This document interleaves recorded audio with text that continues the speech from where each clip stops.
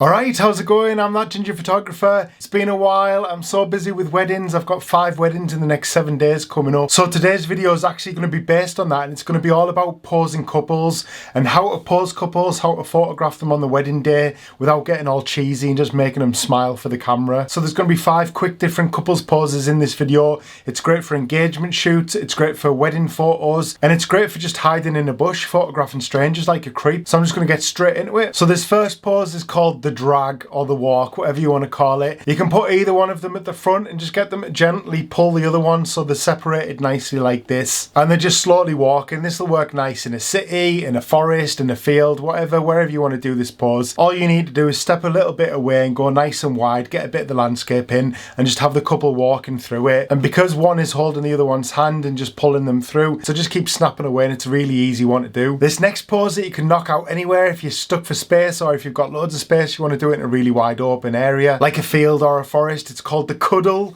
Oh, everybody loves a cuddle. So just get the couple to cuddle, get them facing each other, pull each other in really tight, get as much of their bodies touching each other as you can, as much of their bodies.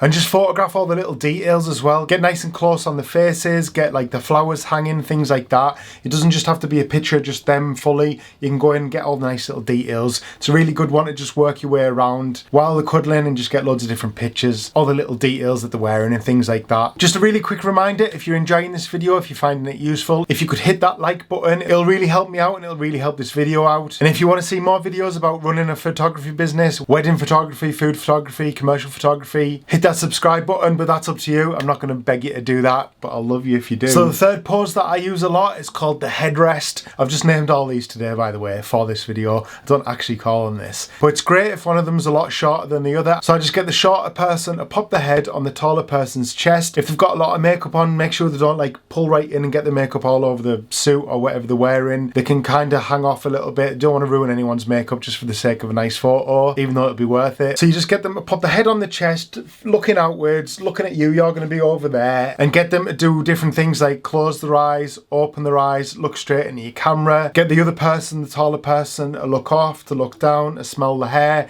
It all works. That'll usually get them laughing because it'll tell them the hair stinks. Who wouldn't? Classic joke. And this is another really easy one to do. Usually when they're doing this, they'll be cuddling in tight as well. If the bride has a bouquet, she might be letting it hang. So again, just work your way around them, get different angles of this. Gives them lots of variation in those photos.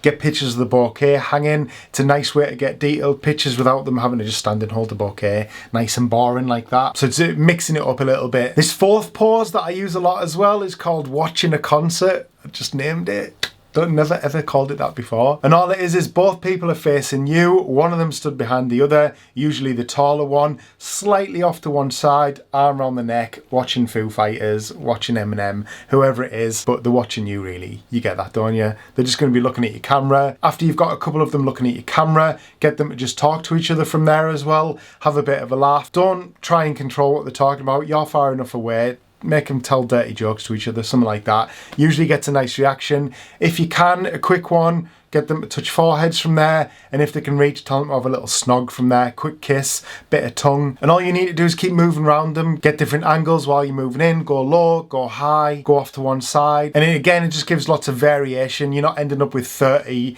pictures of the same pose in the same spot. Constantly move around them, get loads of nice angles. And this last pose that I use, if you're inside or if you've got a wall or something, just get them kind of lean against it, or one of them to lean against it, and just pretend they're at the bar. Get one of them to chat the other one up. Again, usually gets lots of laughs, and it's less awkward for them because they're just having a laugh with each other. They're not worrying about you focusing on them or photographing them all the time. They're talking to each other, they're just having a laugh, and they're just leaning in. And all you need to do there is slowly tell them to just come closer together or lean closer together. It doesn't have to get snoggy, doesn't have to get like dead close and cuddly again. Just a couple of them leaning, talking to each other. Always looks nice. A quick piece of advice for doing engagement photos or wedding photos on the day of the couple is just keep it positive, keep reassuring them. Make sure you keep telling them that they're doing great. Make sure you keep telling them that's perfect. If you need them to like lift the chin a little bit or turn in the light a little bit, give them that direction, because not everybody's a model and they won't know how to do that. I wouldn't know how to do that. You probably wouldn't know how to do that. So keep reassuring them, keep telling them they're doing great, keep telling them how to stand if you want them to like drop the shoulder a little bit. If you want them to turn into the sun, that's always a great one. Get the light to work for you so that you're not having to edit too much later on in Lightroom.